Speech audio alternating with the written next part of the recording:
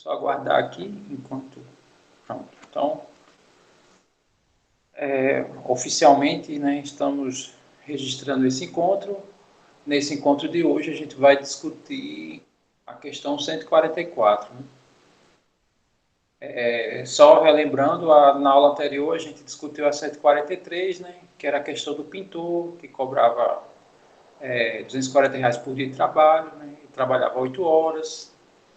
Enfim, aí um cliente tinha esse dinheiro aqui, né, para investir, e ele queria saber quantas vezes ele ia pintar, né? A gente viu que só dava para pintar 2 vezes. A terceira vez só se ele aumentasse esse orçamento. Ok. Então vamos para a discussão dessa questão de hoje, tá? Então vamos lá. Vou fazer aqui a leitura, tá? Acompanhem e daqui a pouco a gente abre a discussão. Em particular, eu acho que essas questões de hoje, a 144 e 145, eu acho que dá para resolver as duas. A 145 ela é um pouco mais técnica porque ela é uma questão que trabalha com a função seno. Então, eu vou ter que falar algumas coisas antes dela, tá? Que aí não sei se todo mundo está afiado, se lembra como é que é o gráfico do seno e etc. Mas aqui essencialmente uma deformação do gráfico do seno tradicional. Aí a gente quer saber como é essa deformação, tá? Como é que, né, esses elementos aqui é que deformam. Mas enfim, vamos, né, na ordem, questão 144. Então, alguns modelos de rádio automotivos estão protegidos por código de segurança. Para ativar o sistema de áudio, deve-se digitar o código secreto composto de 4 algarismos. Né? Até o momento, parece até que é questão de análise combinatória. Né? Essa questão de código, quantos códigos são possíveis, né? Mas vamos ver o que ele pergunta. No primeiro caso, de erro de digitação, a pessoa deve esperar 60 segundos para digitar o código novamente. Isso é comum em todos os aparelhos. Né? A gente vai digitar a senha. Quando a gente erra, aparece imediatamente para digitar novamente. Nesse sistema, não. Você tem que esperar 1 minuto. Tá? Se errar, aí tem que esperar 1 minuto. Isso normalmente acontece quando, sei lá, nos celulares, eu acredito, né? Não me recordo. Eu acho que alguns têm isso, né? Quando você digita, sei lá, 4 vezes errado, né? Digitar. Daí você tem que esperar um tempo para digitar novamente. Aqui não. A partir da primeira, quer dizer, a cada vez que você erra, você tem que esperar 60 segundos. O tempo de espera duplica em relação ao tempo de espera anterior a cada digitação errada. Uma pessoa conseguiu ativar o rádio somente na 4ª tentativa, tendo 30 segundos o tempo gasto para a digitação do código secreto a cada tentativa. Então, aqui tem 2 informações, né? Na verdade, 3. Primeiro, gasta-se 30 segundos para digitar o código. Se errar, tem que esperar 60 segundos. E o tempo de espera duplica em relação ao tempo anterior a cada digitação errada. Tá? Nos casos da digitação incorreta, ela iniciou a nova tentativa imediatamente após a liberação do sistema de espera. Ou seja, essa pessoa ela só conseguiu entrar pela 4ª vez, tá? E nos casos onde ela digitou incorretamente, né? Só fechando aqui o texto, ela iniciou a nova tentativa quando foi liberado. Então, a pergunta, no caso, a única pergunta que ele faz, né? Aqui não tem muito o que discutir em relação a conteúdo, é uma questão bem de dia a dia, vamos dizer assim, né? Mas com algumas diferenças comparado ao que eu mencionei. O tempo total em segundos gasto para essa pessoa ativar o rádio foi igual a... Bom, então vamos ver a ideia de como é que a gente monta essa questão, tá? No caso, a resolução. Vamos só pegar alguns dados.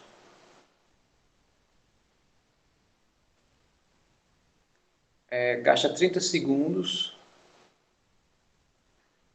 para digitar o código, né? Então, eu vou colocar assim, para digitar 30 segundos. Se errar, 60 segundos, né? Você tem que esperar, caso erre. E ele dobra. Esse aqui é o primeiro erro. Se errar outra vez, né, no caso uma segunda vez, tem que esperar o dobro disso aqui. Ou seja, 2 vezes 60 segundos. E assim segue, né? Se errar a terceira vez, é 3 vezes 60 segundos e assim vai. Eu acho que esses são os dados gerais, só tem isso.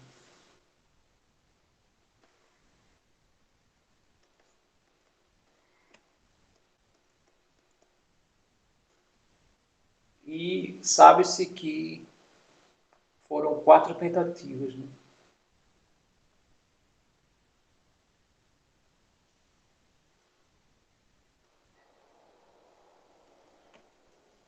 Então, aqui não tem muito o que pensar. Aqui é só descrever o processo, né? Então, vamos para a primeira tentativa. Na primeira tentativa, o que foi que aconteceu, né? Como uma pessoa só conseguiu entrar na quarta tentativa, o que aconteceu na primeira tentativa? Ela errou, não é assim? Sendo que para ela tentar a primeira vez, primeiro ela tem que digitar. Né? Eu vou botar mais ou menos como uma tabela. Ela tem que digitar. Aí, se errar, né, vai ter que digitar uma segunda vez. Então, a primeira vez ela perdeu 30 segundos digitando. E como ela errou, ela teve que esperar 60 segundos. Aí ela foi para a segunda tentativa. Para digitar de novo 30 segundos. E ela errou uma segunda vez. Se ela errou uma segunda vez, quanto tempo ela tem que esperar agora?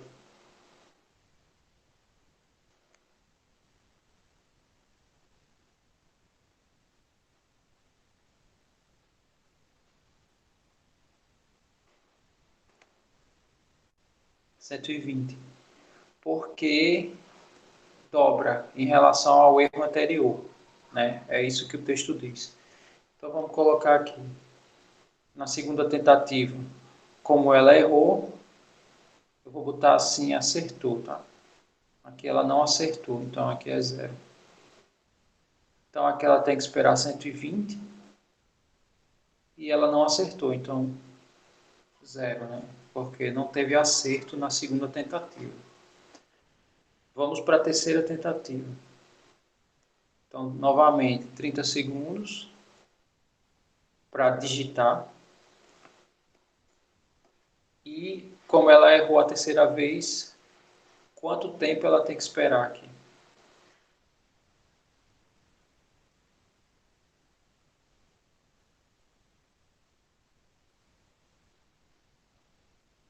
Tá, um colocou 180, o outro colocou 240.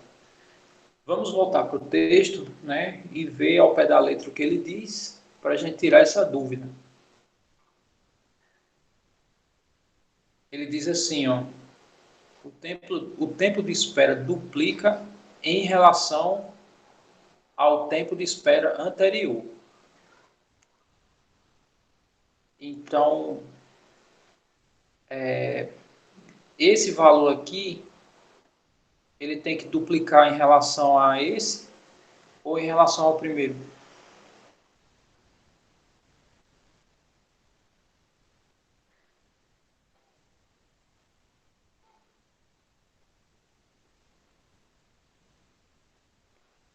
De novo, esse tempo aqui, ó, que a gente vai preencher, ele tem que ser o dobro do segundo ou tem que ser o dobro do primeiro?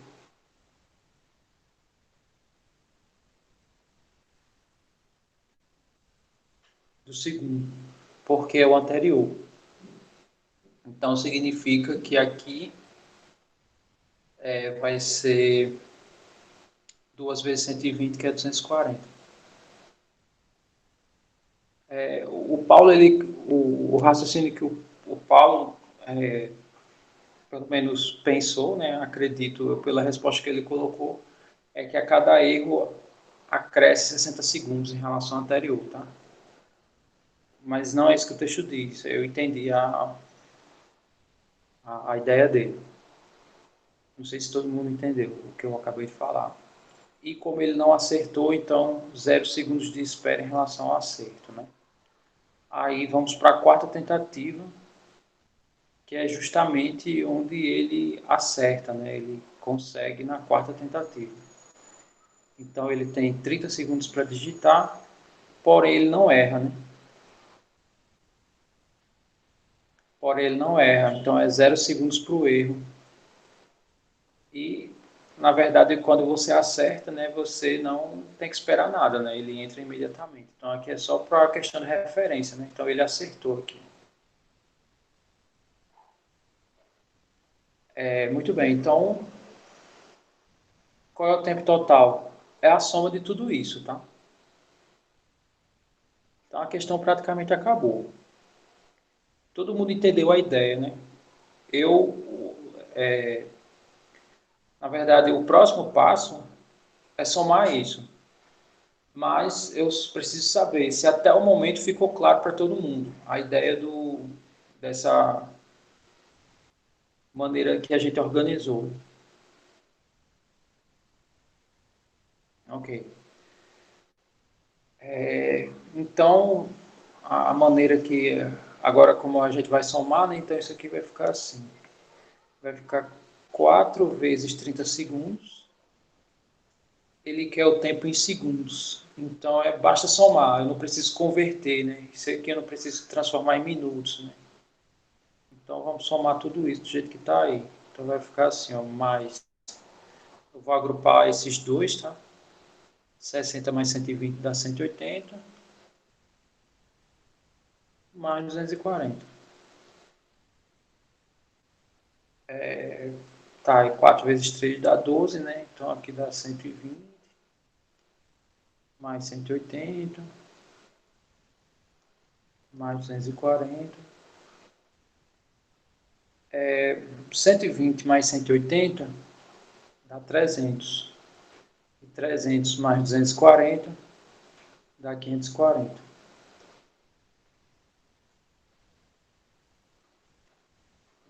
Vamos ver a letra C.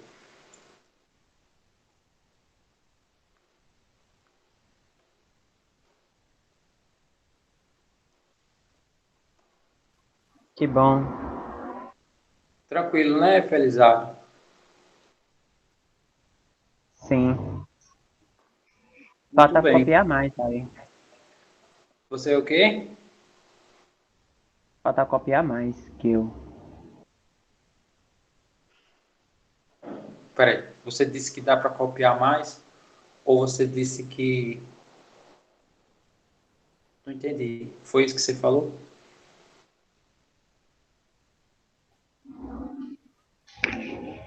Talvez, mas eu só falei isso.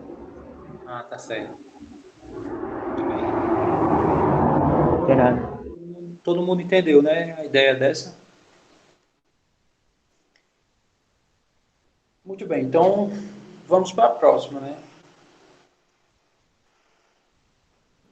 Como eu falei, a próxima ela é uma questão mais técnica, tá? Aqui não é preciso você ser expert nas funções seno e cosseno, mas é importante que você tenha uma noção de como ela funciona, tá? Então, eu vou fazer uma leitura rápida e já já eu vou dizer como é que a gente soluciona isso. Lembrando que a ferramenta para resolver esse problema, ela não é de caráter interpretativo.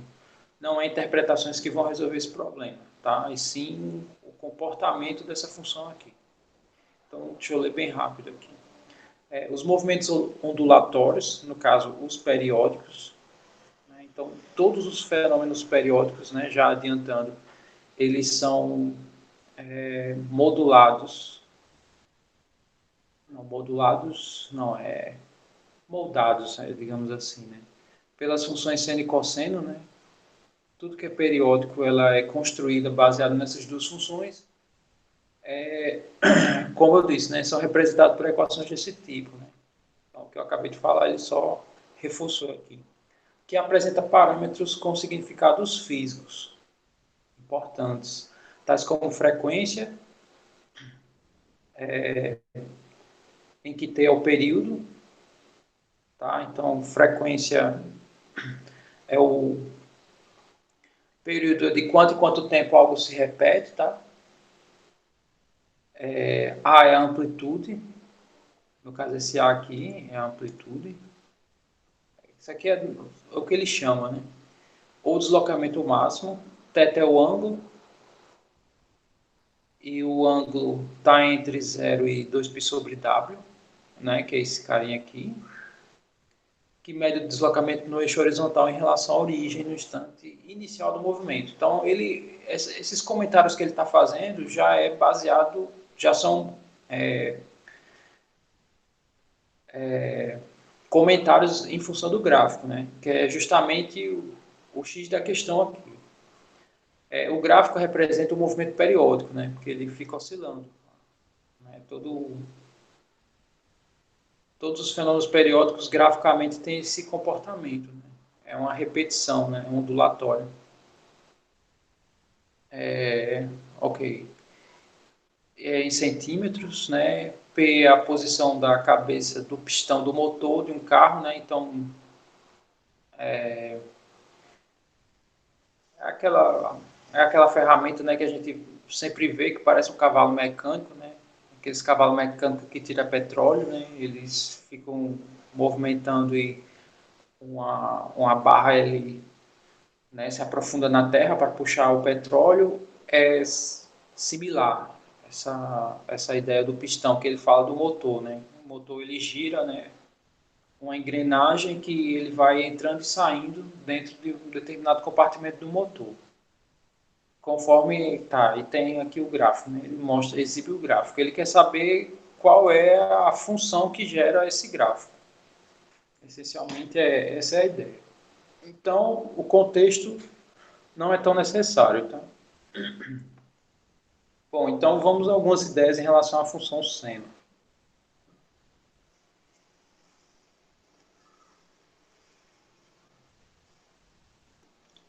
Bom, a função seno, ela é uma função que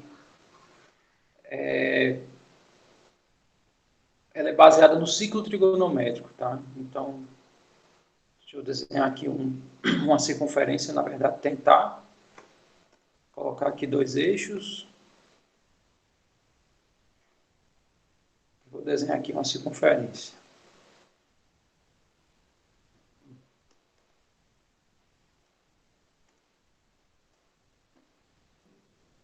Então, eu tenho, sei lá, algo assim.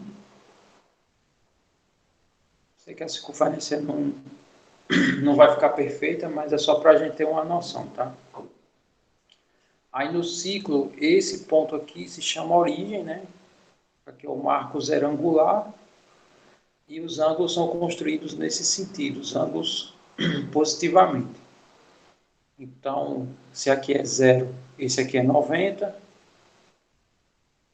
esse aqui é 180, esse aqui é 270 e aqui 360, que completa uma volta, tá? Para quem não lembra, basta somar 0 mais 90 dá 90, né? Aí fecha aqui o primeiro, né, o ângulo do primeiro quadrante. Se eu pego 90 só com 90, ele, no caso dá 180, né? Que é daqui para cá. que aqui também são 90 graus, né? Mas como aqui a origem são 2 vezes 90, daqui até aqui, né? Daqui até aqui é 3 quartos de volta, né? Então 3 vezes 90 que está 270. E aqui são 4 quartos de volta, né? Que é 4 vezes 90, que dá 360. Ok, aí a função seno, ela relaciona o ângulo com essa altura aqui. Então, suponha que esse ângulo é x, essa altura aqui se chama seno de x.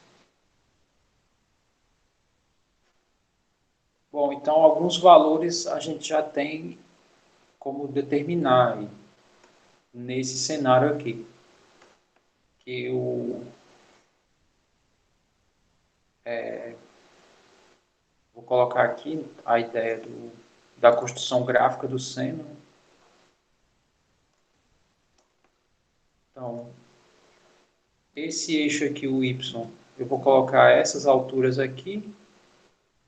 E esse eixo x eu vou colocar esses ângulos aqui. Então, aqui eu vou dividir uma volta, tá? O ângulo 0, 90, 180 e 360. E as alturas que o seno pode atingir, né? Esse ciclo trigonométrico, ele é construído com raio sendo igual a 1, para ficar mais simples, tá? O raio dessa circunferência é 1, para ficar mais fácil, como eu falei. Então, a altura máxima que o seno atinge é daqui até aqui, né? O máximo que ele atinge, que é 1.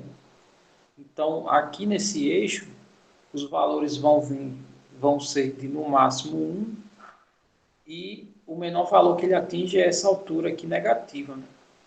Essa altura é positiva, então essa é negativa. Se essa aqui está para cima, né, ela é positiva. Se essa altura aqui está para baixo, ela é negativa.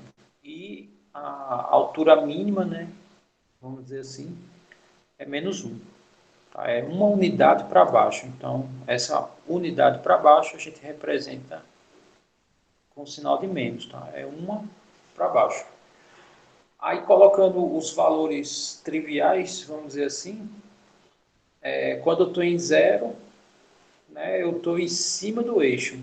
Então, que altura eu estou? Zero, né? Vou considerar esse eixo aqui como se fosse a Terra, tá? Vou colocar aqui, vou estender aqui uma linha imaginária que é como se fosse a Terra, tá? Aqui eu vou colocar umas nuvenzinhas para ficar bonitinho, tá? Vou colocar aqui um Sol.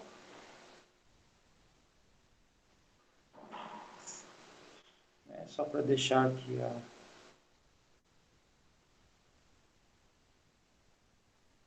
coisa fofinha, tá aqui. Tá? Então aqui imagine a Terra. Deixa eu ver, vou colocar verde aqui, mas tem um gramado aqui. Aí eu coloquei esse ciclo trigonométrico, né? Uma parte ficou acima da Terra e uma parte ficou dentro da Terra. A parte que está acima é positiva, né? A altura, e a parte que está debaixo da Terra é negativa, tá? Muito bem. Então, quando eu estou aqui no ângulo zero, eu estou exatamente em cima da Terra. Então, quanto é a altura? A altura é zero. Você está no chão, é zero. Então, no zero, a altura é zero. Então, esse ponto aqui é o ponto 0, 0, que é zero para a altura, desculpe, zero para o ângulo, né, que é o eixo X, e zero para a altura. Né? Então, eles coincidem exatamente com esse ponto aqui. O segundo ponto que eu vou colocar, que é os pontos triviais, é quando eu estou em 90 aqui. Então, suponha que eu sou... Deixa eu pegar aqui uma cor que eu não usei, vermelho. Tá? Então, suponha que eu estou aqui, ó. Né? Estou exatamente em cima disso aqui. Deixa eu... Primeiro eu estava aqui. Agora eu estou aqui, ó. Pergunta, que altura eu estou, né? eu tô no ângulo de 90 e estou na altura 1, né? Eu estou uma unidade a mais do que o momento anterior, né? Eu vou chamar isso aqui de primeiro momento, isso aqui de segundo momento. Então, como é que a gente marca isso aqui no gráfico, né? Quando eu estou em 90, a altura é 1, né? Então, é uma unidade para cima. Ok. Terceiro momento, eu estou aqui, ó. Então, essa altura aqui é a mesma que essa. É a mesma altura do primeiro momento. E na marcação aqui, quando eu estou em 180, a altura é 0. Né? No caso, a altura é 1, são pontos, né, nessa linha aqui, imaginária. Na altura 0 é no próprio eixo e na altura -1 é aqui embaixo. Que é justamente no aqui o primeiro, segundo, terceiro, quarto momento, né? No quarto momento eu vim para cá, ou seja, eu estou uma altura abaixo da Terra, tá?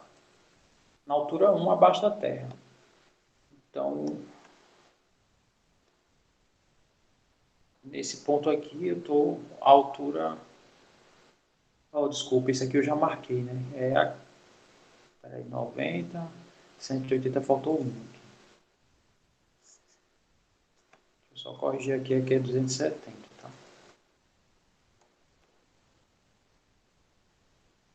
Aqui que é 360. Então, aqui em 270, só corrigindo, não é aqui, né? E em 360, né, eu volto para a mesma altura quando eu estava em 0. É esse ponto aqui. Ok. Então, vamos só perceber uma coisa, tá? Aqui eu marquei os pontos principais, né? Só relembrando, no ângulo 0, que é esse ângulo aqui, a altura é 0, ângulo de 90, a altura é 1, ângulo de 180, a altura é 0, ângulo de 270, a altura é -1, tá? Que é aqui, eu estou embaixo, e o ângulo de 360 eu volto a 0. Aí agora eu só quero relembrar o que acontece de 0 até 90. Então, vou pegar um ângulo aqui, né? Eu sei que está muito riscado, mas pronto, se eu tiver aqui, né? Deixa eu só apagar esse 90 aqui para poder fazer o bonequinho. Tá, não, escrever 90 aqui. Bom, imagine que isso aqui é uma espécie de roda gigante, tá? Aí começou, marcou lá, começou a girar. À medida que o tempo passa, né, no primeiro quadrante, a altura ele vai ficando mais alto, né? Ele começa aqui, aí ele vai aumentando a sua altura, né? A roda gigante vai fazer ele ficar mais alto, até ele chegar nessa altura máxima. Então, significa que daqui até 90, né, de 0 até 90, essas alturas vão aumentar. Não entrando em muitos detalhes, né? Eu sei que a gente conhece alguns valores do ciclo trigonométrico, que é 30, 45 e 60, né? E o seno de 30 é 1/2, o seno de 45 é raiz 2 sobre 2. Eu sei que é a tabela que eu coloquei no sentido não muito tradicional, mas raiz 2 sobre 2 é maior do que esse, né? Porque 30 eu estou mais próximo do zero, 45 eu já estou, né, me afastando mais. Então, a pergunta é se aqui cresce linearmente ou se tem uma curva, né, de crescimento. Eu já vou adiantar, aqui tem uma curva, tá? Lembrando que esse detalhe que eu estou acabando de falar não é tão determinante, tá? Mas tradicionalmente a gente sabe que essas curvas das funções periódicas têm esse comportamento. Aqui a ideia é só para a gente ter noção de como é em uma volta. Então, esse é o gráfico da função seno. Tá? Se eu considerar que f de x é seno de x, então esse é o seu gráfico. Aí, veja só, essa função f de x igual a seno de x tem duas alturas. A máxima, que é 1, e a mínima, que é -1. Agora, se eu fizer isso aqui que eu vou fazer agora, o que acontece com o gráfico? O que vocês acham, tá? Vocês não são obrigados a saber, mas pode dizer o que vocês acham. Se eu fizer isso aqui, ó, 4 vezes seno de x, o que vai acontecer com essas alturas aqui, ó? O que vai acontecer com essa altura aqui e essa daqui?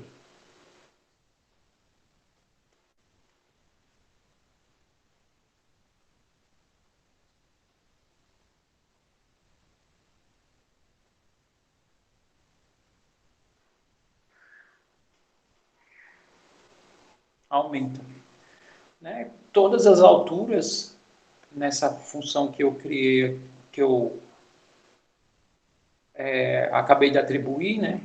Para não ser a mesma, eu vou chamar f1, né? Função 1, aquela é só f. Então, essa nova função, eu vou pegar a função seno e todas as suas alturas eu vou multiplicar por 4. Então, o que isso significa?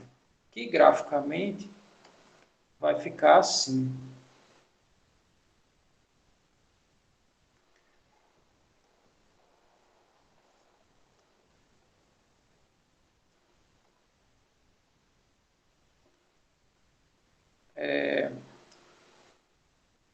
No caso, a altura 4 vezes 1 é 4, né? 1 é a maior altura, então ao invés de o meu gráfico ir até 1, ele vai vir até 4 e menos 4. Né?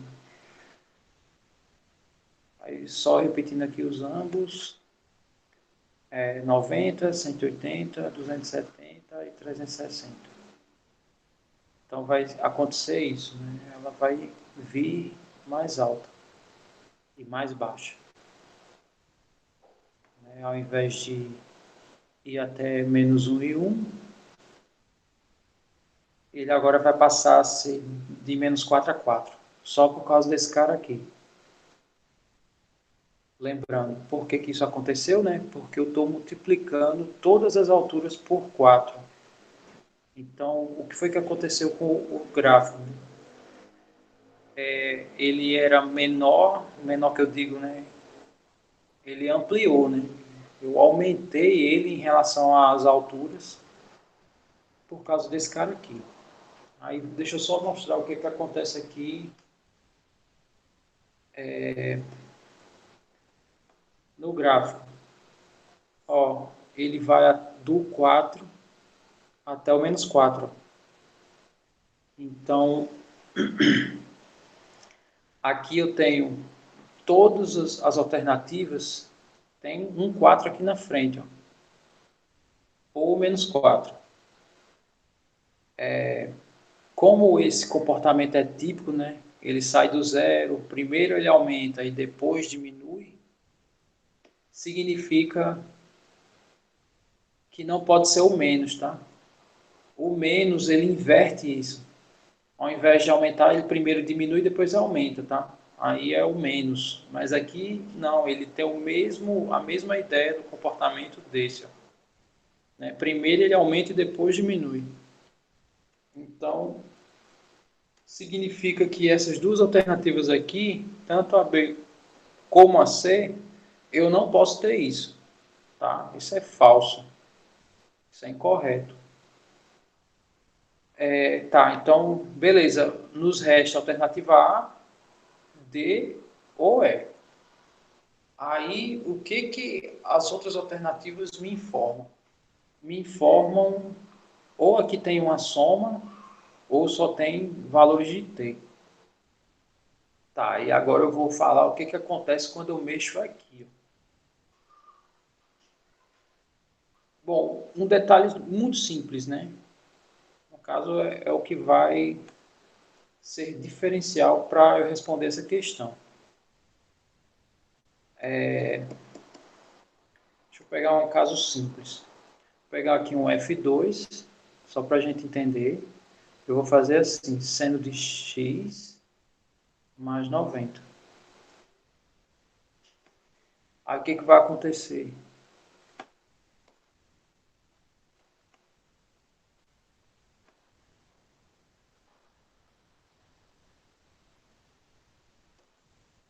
Aqui.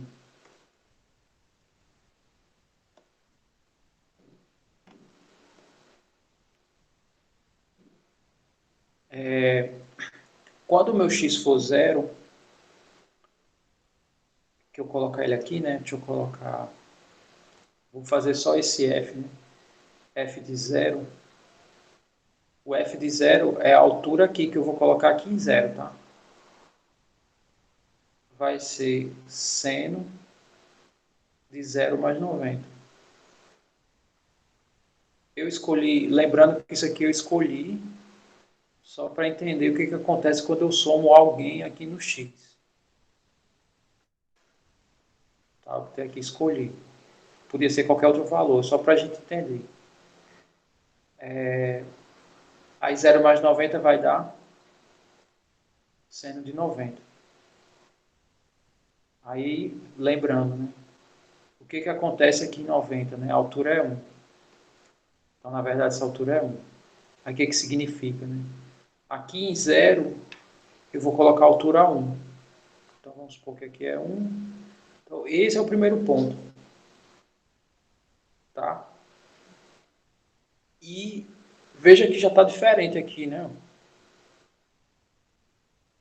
Porque essa altura aqui está 90 unidades à direita, passou a estar em zero. Então, se eu seguir com os outros valores, a gente vai perceber que vai acontecer isso daqui.